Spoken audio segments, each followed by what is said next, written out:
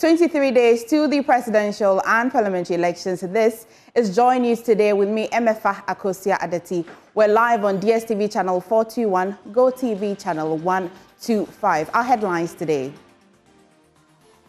Energy analysts worried about proposed measures within Ghana's energy sector outlined in the New Patriotic Party's manifesto. Also, latest poll by global InfoAnalytics revealed over 70% of voters in this year's elections demand answers on the economy from Dr. Bawumia and John Mahama. We'll also hit the campaign trail for updates because this is your election headquarters as NDC sets sights on a clean sweep in the Western North region, aiming to win all 9 parliamentary seats in the 2024 elections. The NPP's Dr. Bawumia boasts of free SHS success, promises more achievements if elected president. Please stay for details.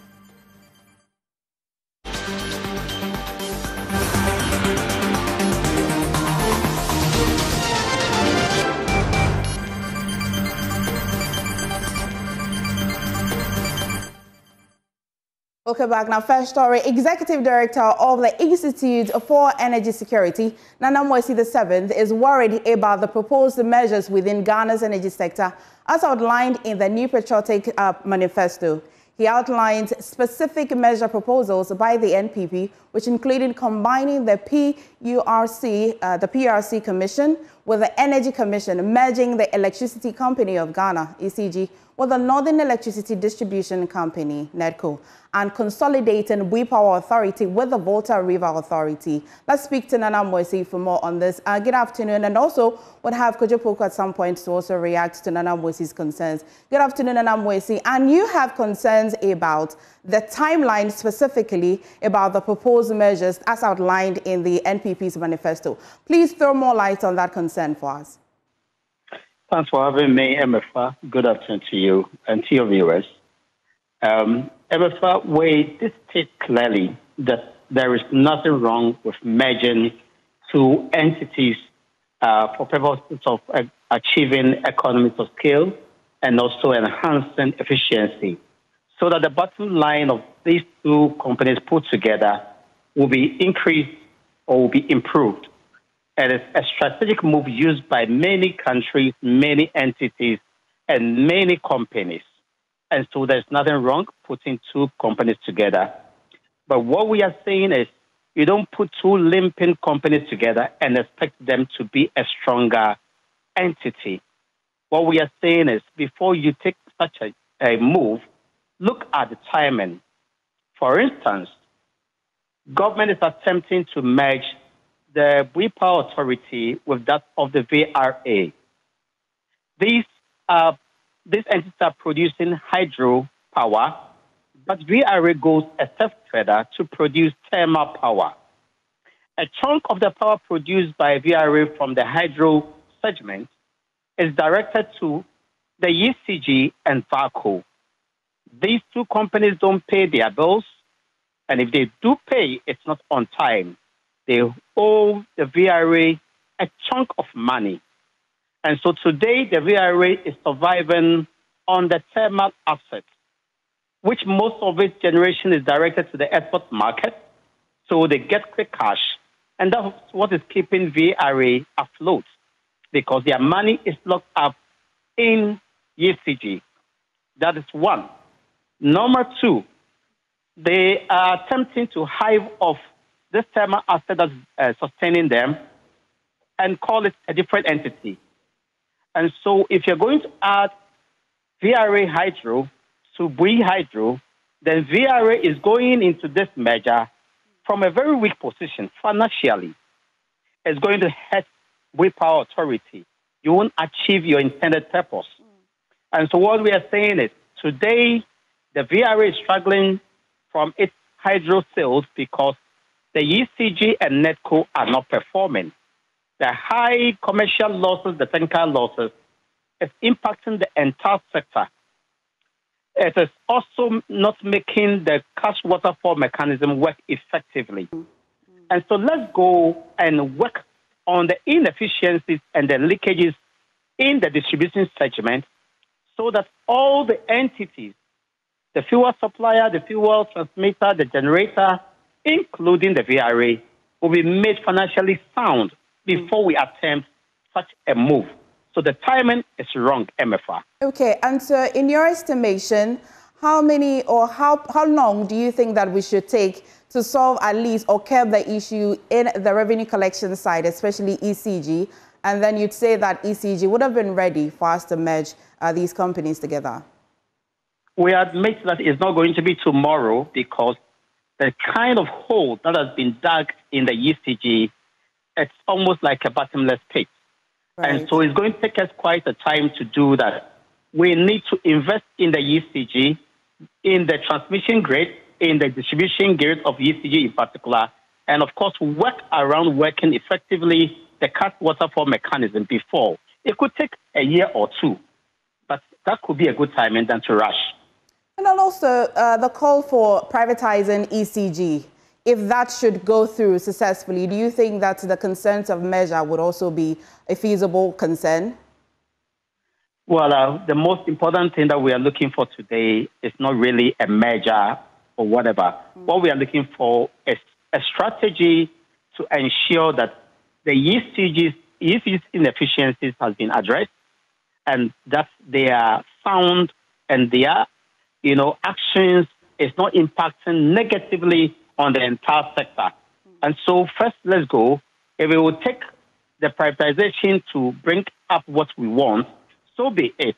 And I'm sure this is a step that we could have taken a long time ago, but for our own mistakes and our own poor handling of the PDS ECG approach, that's where we are today. But it's not too late to go back to the table and look for an alternative and find better ways to ensure that we have value for money, devoid of greed and corruption. And of course, we'll be in a very good position as a country. Many thank you for talking to us, Nana Moisi. Now, let's bring you some election-related stories. A research group, Global InfoAnalytics, says more than 70% of voters want to know how political parties and their candidates will address economic challenges confronting the country. In two separate polls conducted with a month to the general elections, voters say the economy and the improvement of their livelihoods matter most to them. Let's speak to Executive Director of the group, Musa Dankwa. Good afternoon and thank you for joining us. Good afternoon, and if you can hear me, I would have thought that with just 23 days to the elections, many people would have decided who they are voting for. With this new concern, do you think that it really matters most?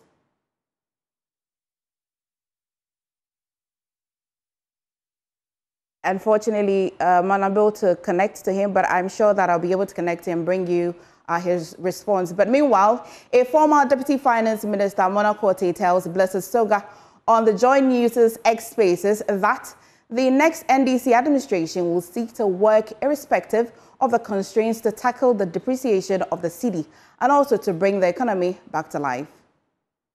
Well, let's still go back to Musa Dankwa. He's back on the line. Good afternoon, and if you can hear me. So with this new concern of voters, I would have thought that with just 23 days to the elections, many people would have made up their mind on as to how and who they are going to be voting for. But let us in on how those polls would affect anything at all. Right. Thank you very much. Nearly 30% of people concerned on the economy. I mean, the economy got 34% of the people who said their top issue was the economy. And as that we have, nearly 2% already made up there. So any candidate to address the voters with regard to the economy probably could have. And in terms of changing mind, very small number intend to change their mind between now and December election.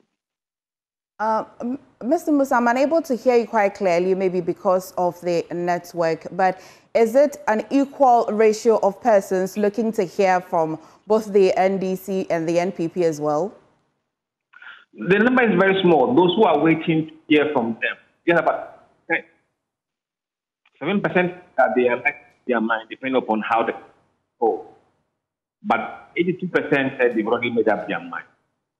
You have another 11% who said they are neutral but changing their mind with regards to their voting intention. So clearly you can see that the windows is starting for changing minds. Well, on the screen here is we've got the economy, jobs, education, roads, corruption, healthcare, and the economy definitely 76 and 75 leading the polls that you have conducted. I see healthcare. Personally, are you concerned about the percentage that are talking about healthcare? No, I'm not concerned at all because it's about people's priority or their pressing needs today. Today, their pressing needs is on the economy, the jobs, and education. Maybe some other time you will see health rising up, but at the moment, it's not high on the radar of voting. Well, again, Mr. Musa, so if I connect the economy I would connect the economy to roads, but I see that roads is quite far off with just 24 and 25% again as well. Would you like to touch on that briefly? Yes. I mean, you see, when you are facing economic crisis, as we are right now, the roads in your community really is a secondary issue. It is when those economic issues have been addressed, and then you have maybe jobs there, then you see roads then become a big issue. And indeed, these are national averages. When you go to certain regions, where you find road would differ from where you find roads, let's say Accra, roads may be higher in Accra than roads in Ashanti region or roads in Eastern region. Depends upon where you are in the region, the roads may have a different ranking. But nationally, this is what we are seeing. Many thanks for joining us. Let's move on. Meanwhile, a former Deputy Finance Minister, Mona Korte, tells Blessed Soga on JoyNews' X Spaces that the next NDC administration will seek to work irrespective of the constraints to tackle the depreciation of the cedi and also bring the economy back to life. Spoken about. It's going to be about the economy, and that's what the NDC is going to be focusing on.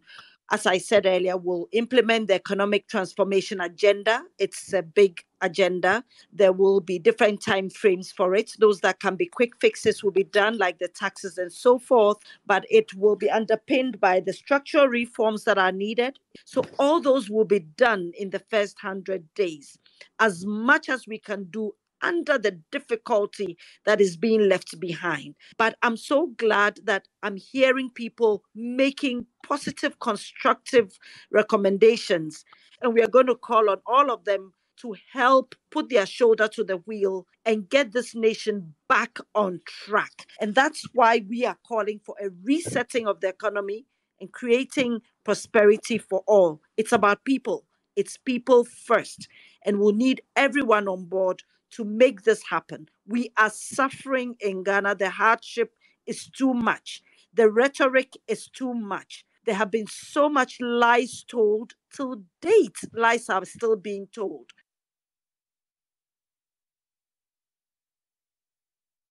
Onto the campaign trail next. Now, presidential candidate for the New Patriotic Party, Dr. Muhammad Dubawamia, has boasted of the successful implementation of the free senior high school policy, saying that his government has proven doubters wrong. Speaking at a stakeholder engagement in Busumchi, Dr. Bawumia said the free SHS policy, which was introduced by the NPP government in 2017, has been a game changer for Ghana's education sector, contrary to what the NDC preached.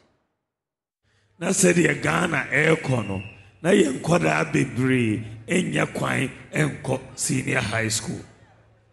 Na abeye sikasem na sikafuoma etimiko na ohiamfuoma omontiminko na yesu yenim se Ghana ha ohiamfo doso sen sikafuo na ohiamfuoma ntiminko dia ene Ghana na yewo problem yebeka akiri ndi ye fa adwen se ye de nhihye beba 3 SHS no na obiama Timiko sa senior high school.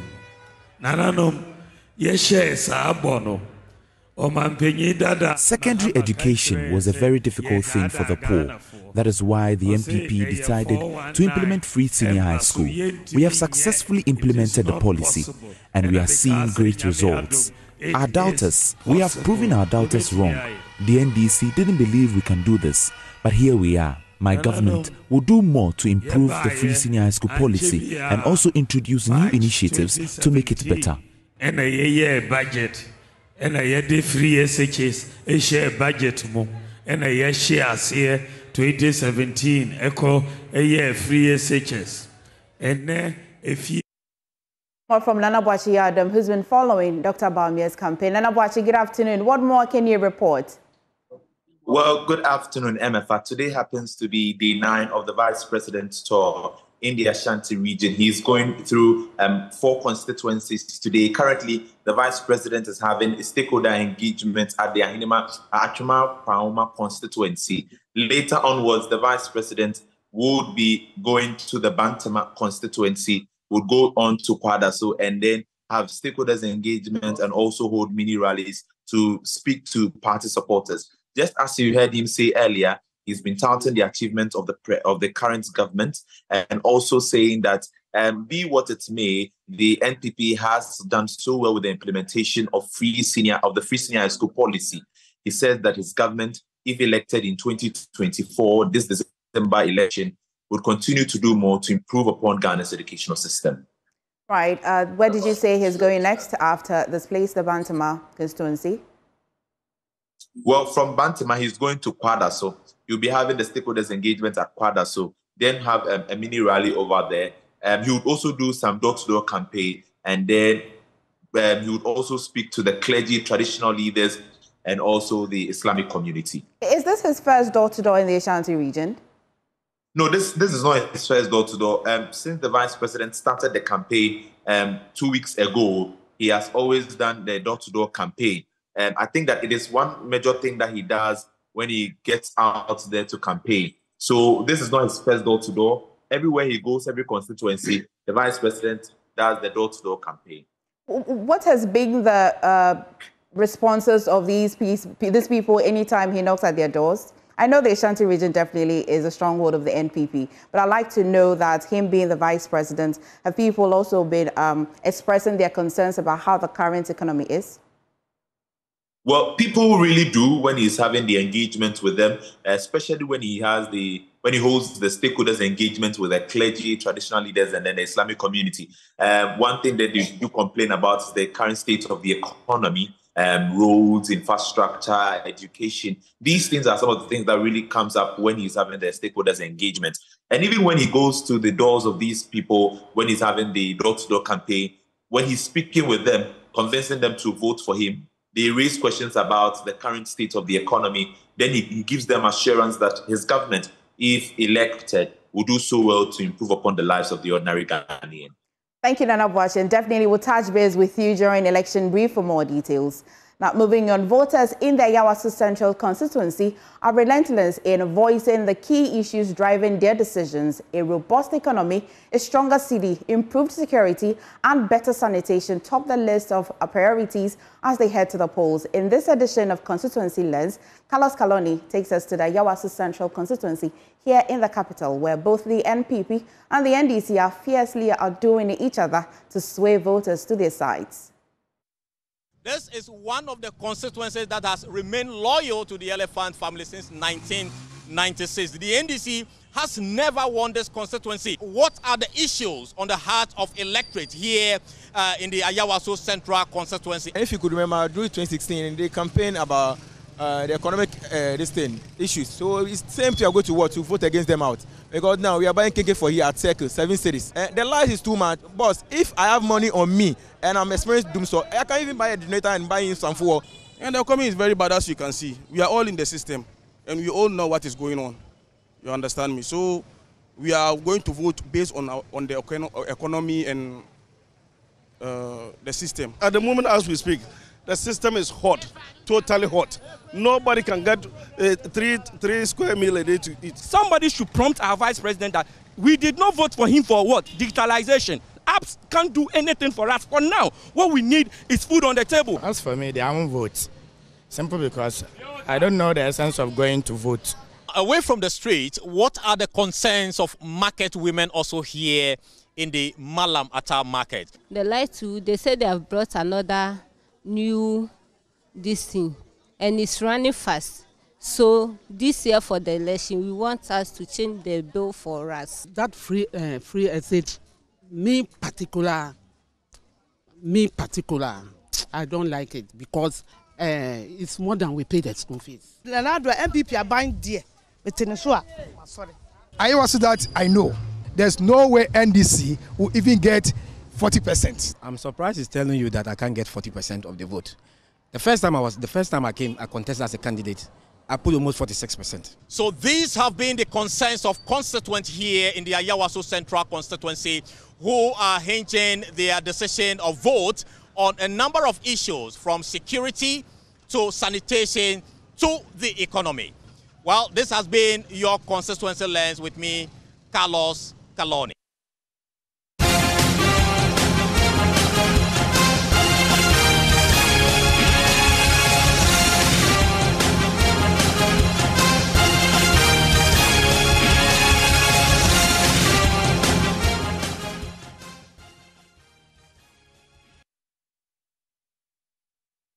Away from elections, the Center for Water, Sanitation and Hygiene, a non-governmental organization, has donated solar-powered mechanized water system to 2 senior high schools in the Upper East region to relieve the students of the challenges of lack of access to water and promote good sanitation in the school. Correspondent Albert Story has more. The beneficiary schools are the St. John's Integrated Senior High School in Navrongo and the Azem Namwa Senior High Technical School in the Bongo district. Until now, the lack of water at St. John's Integrated Senior High School, which has a student population of over 1,500, significantly hampered teaching and learning and the overall well-being of the students. Similarly, at the Azem Namwa Senior High and Technical School, students and staff said life on campus was very difficult due to the insufficient water supply. This school has a population of nearly 800 students and 40 staff members who all struggled to get water for their daily activities on campus. We always suffer a lot to get water in campus. Sometimes we go outside the campus to fetch water, but outside there, they always harassed us with the girls. So it is always difficult for us to get water, to be able to go to class early, preps and do other activities. We depend on only one borehole, which sometimes got spoiled. We have to go outside and get water, which prevents us from our daily activities. Help has, however, arrived as the Center for Water, Sanitation and Hygiene, CWASH, a non-governmental organization, has donated solar-powered mechanized water systems to the 2 senior high schools. Each water system features a 3,000-liter water storage tank to ensure the availability of safe drinking water. The donation is part of the Wash in Senior High Schools project implemented with funding support from the NSPEAR Foundation. The initiative aims to enhance the health and well-being of students and staff while fostering a conducive learning environment. Samuel Volashi is the project manager for the Center for Water, Sanitation and Hygiene. This school has no water at all. The toilet facilities, they have some, but they cannot use it. We did a baseline assessment. What we got from them, some don't even bath because the water is not there. It's hampering the teaching and learning. It makes them come to class late. The girls, when they are in their menses, it's difficult for them to take care of themselves. And some even stay in the dormitory. And looking at this, we decided to just come in and then support them with the sponsorship of NSPEAR Foundation of Switzerland. And we're going to rehabilitate all the toilet facilities for them as well, so that they can be able to use their toilet facilities, and then we end open defecation. The students and administration of the 2 schools were grateful for the gesture. Ebenezer Tay is the headmaster of the Azem Namwa Senior High and Technical School. This project will give us water 24 hours a day. Students will not have to go outside to look for water. They will be in their dormitories and water will flow to the dormitories and they will fetch. And we hope this will reduce our time that is lost previously looking for water and will improve our instructional hours. We have formed a committee, the WASH committee. They will be going around inspecting facilities. Anytime there's a problem, they'll report to management, for management to take action. For Joy News, Albert Sorry, Bongo. Let's take you to Good Park Accra Mall, where the Joy Prime Made in Ghana Fair is happening. And Sheila Sechi is there to bring us updates. Hi, Sheila, good afternoon. And please bring us updates on how it's going so far.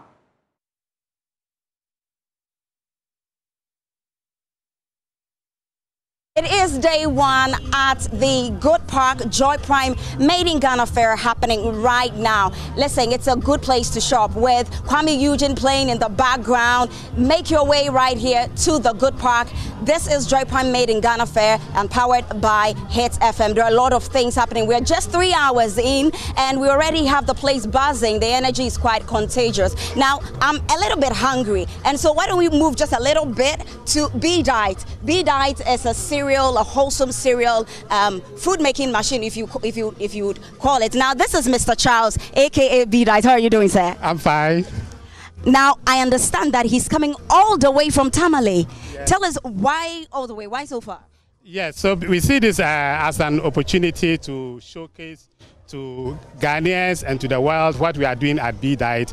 Our beautiful natural products, our granola, our breakfast cereals, our honey, our biscuits made from orange flesh sweet potato, natural healthy products that we want to showcase to Ghanaians. Your granola is quite interesting.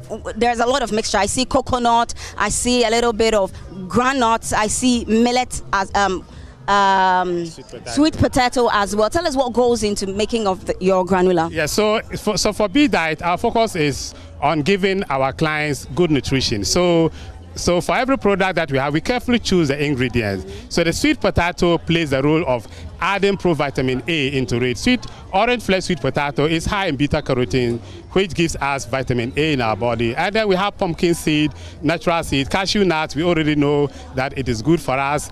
And then also we have sorghum. Sorghum is a very good cereal. So in place of oats, that is in mini granola, we have sorghum in our granola. So it makes our granola gluten-free, very healthy and very delicious. Now, aside your variety of breakfast cereal, let's talk about your biscuits. It feels or looks quite crunchy from here.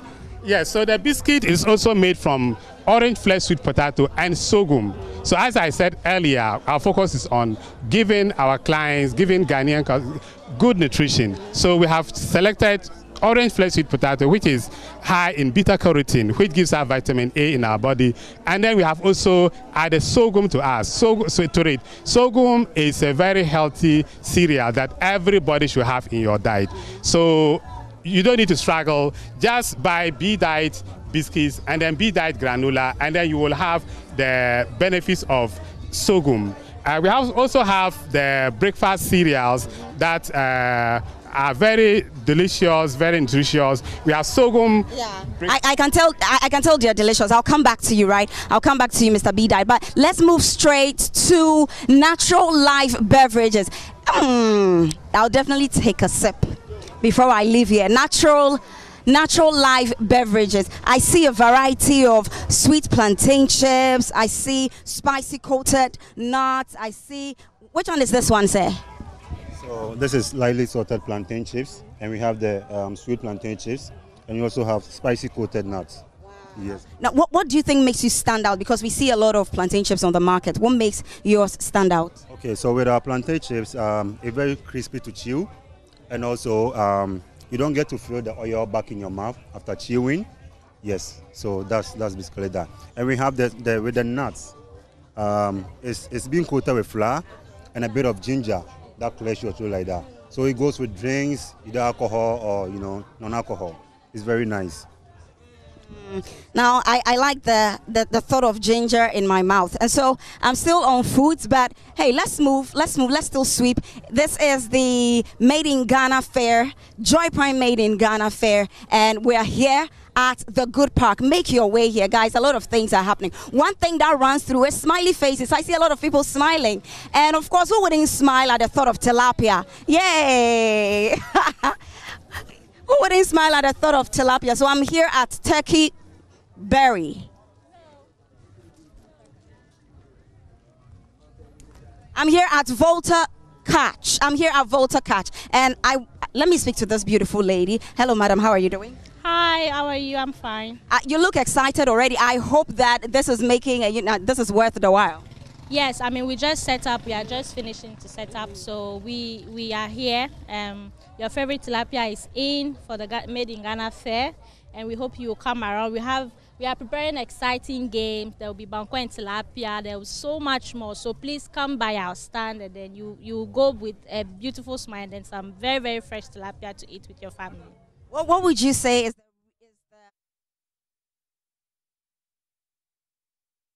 that's day one of the Joy Prime Made in Ghana Fair, and if you didn't know, it's day one. You can just make your way there, where you can get many options to choose from, upgraded locally made products right there at Good Park around the Accra Mall area. But right now, though, you're watching Joy News Today, and we'll go for a quick break. When we come back, business news.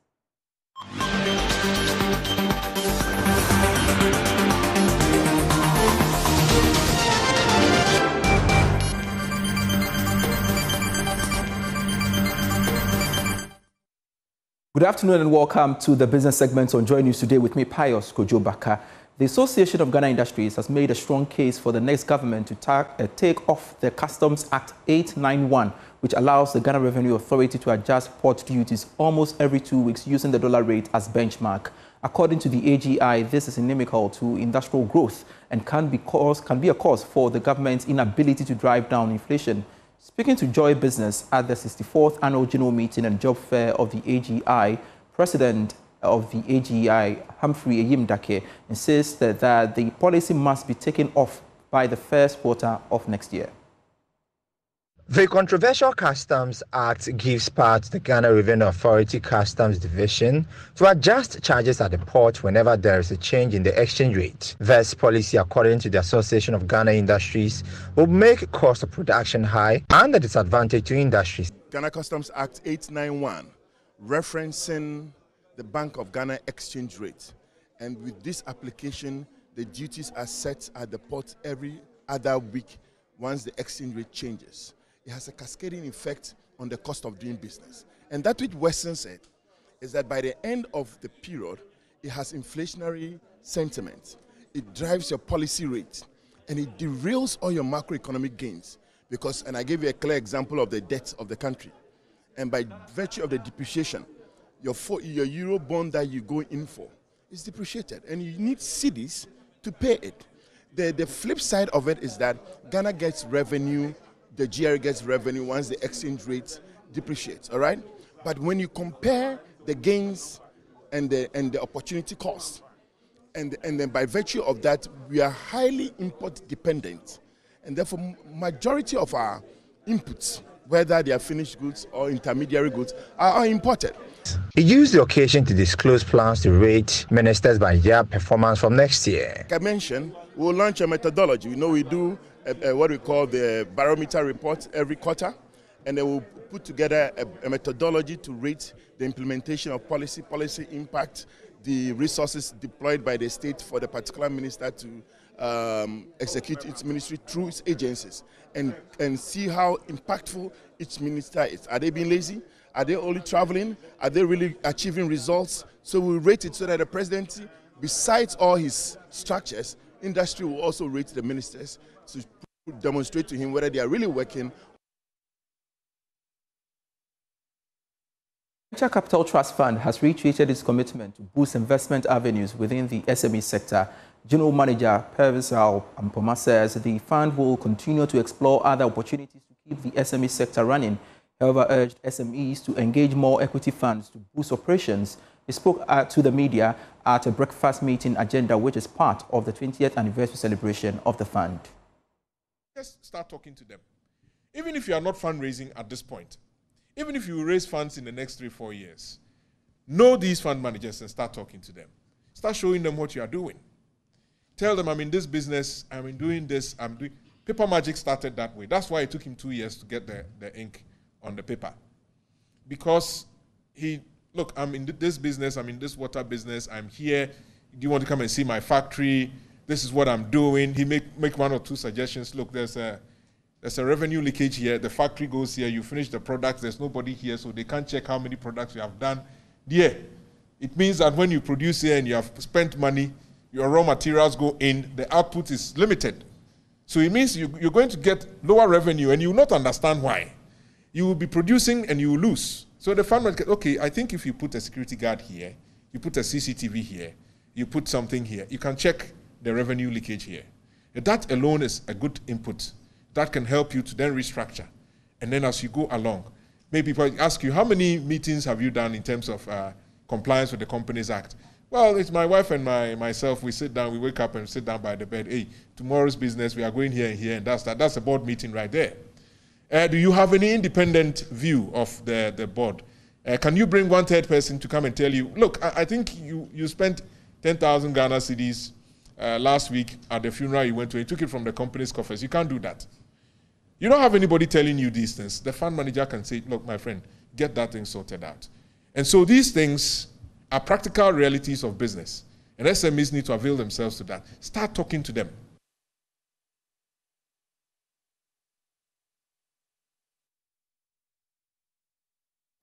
And that's it for Business for Now. Sports is next.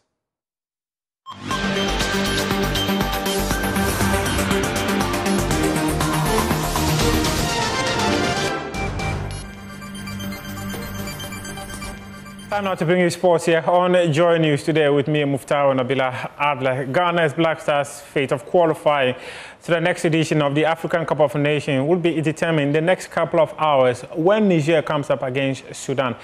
A draw for Sudan will secure them qualification to the Continental Festival, which will be happening in Morocco next year. The Black Stars, they have touched down in Luanda ahead of their game against Angola. Group leaders, that game will be happening on Friday at 7 p.m. The senior national team will hold their mandatory training session later today at 8 p.m. local time in Luanda.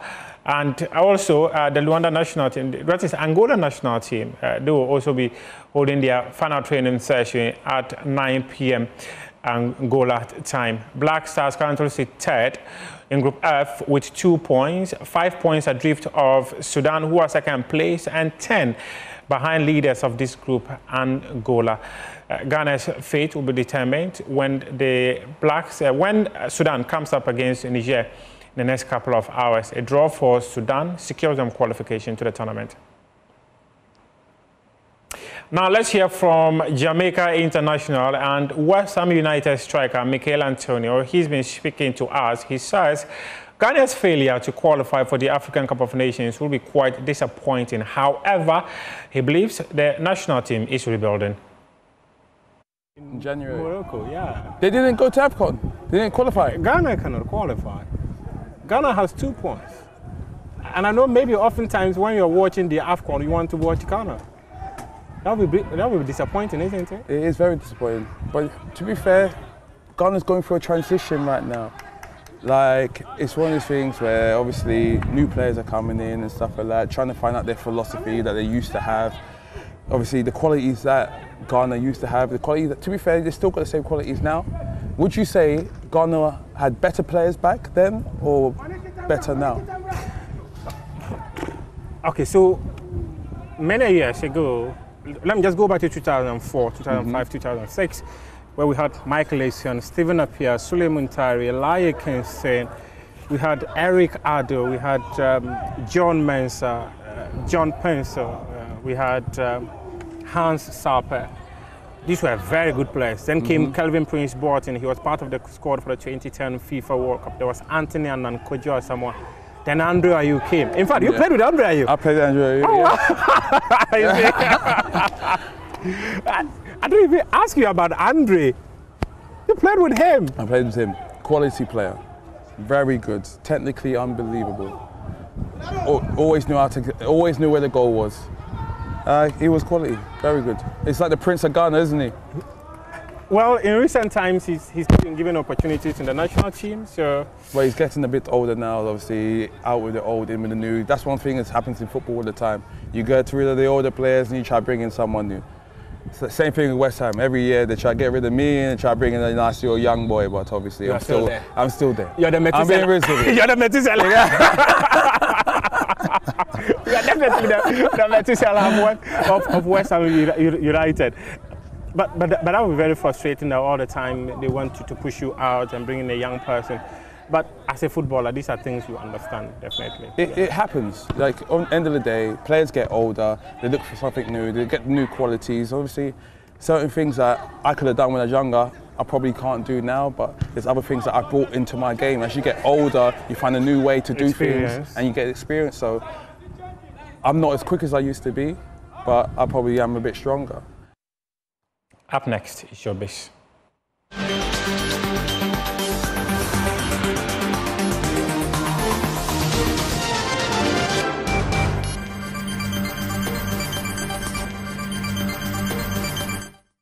Hello there, good afternoon. Welcome to the Showbiz segment with me, Jacqueline and Samar Yabwa. Well, it's my favorite day of the week.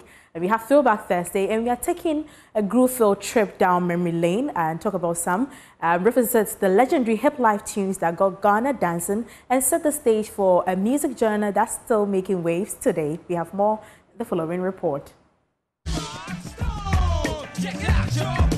From the classic high life days of E.T. Mensah to the lively era of Burger High Life, Ghana's music scene has always been rich with rhythm. But when hip life came on the scene, it brought a whole new groove that Ghanaians couldn't resist. And who better to kickstart this revolution than Reggie Rockstone, the grandfather of hip life? His early tracks infused Ghanaian hip life with hip-hop flair, laying foundation for a genre would soon call our own.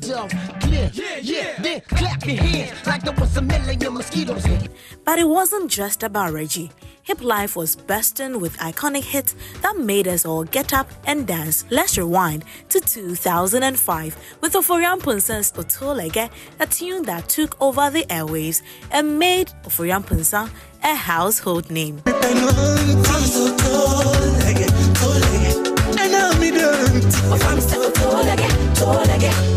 And who could forget Konti Hine's Aketesia? The 2003 hit swept the Ghana Music Awards, winning Song of the Year and capturing hearts with his catchy Jama chorus, making it a must play at any celebration.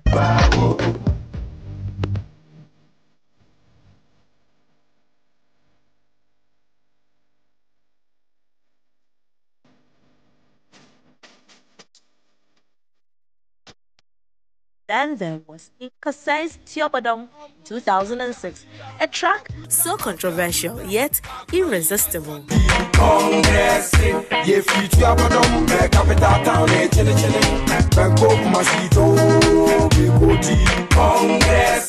And in 2009, Ochame Kwame's Whistle hits the scene like a storm. Produced by Richie Mensah, this crunk-infused anthem won big at the Ghana Music Awards, proving that hip life could be both meaningful and danceable.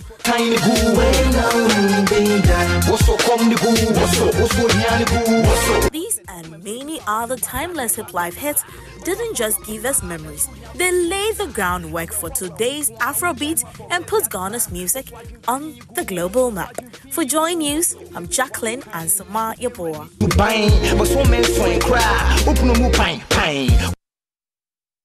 Well, away from Throwback Thursday, guess who is back on the chart? Hip-hop legends Snoop Dogg and Dr. Dre, along with R&B sensation Jeannie Aiko, are bringing the heat to Billboard's R&B and hip-hop airplay chart with their new single, Gorgeous. It's the first reunion on the chart in 13 years, debuting at number 29.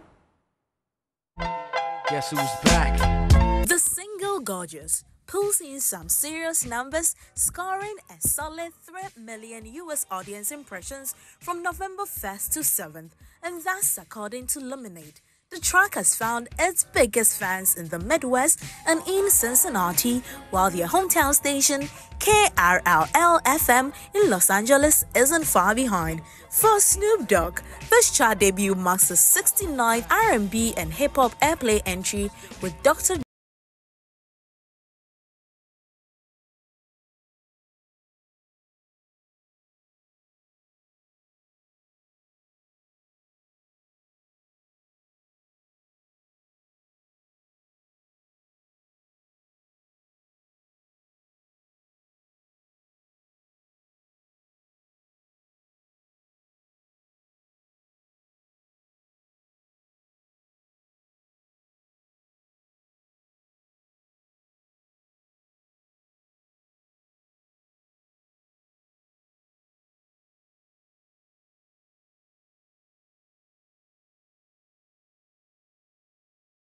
production helm. This new album marks their first full-length team-up since 1993's iconic.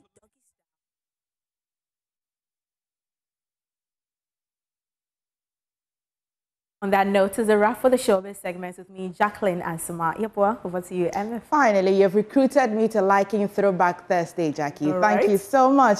But thank you also for joining us today on JN Today with me, Emefa Akosia Adeti. There's so much more on myjoyonline.com. Bye-bye.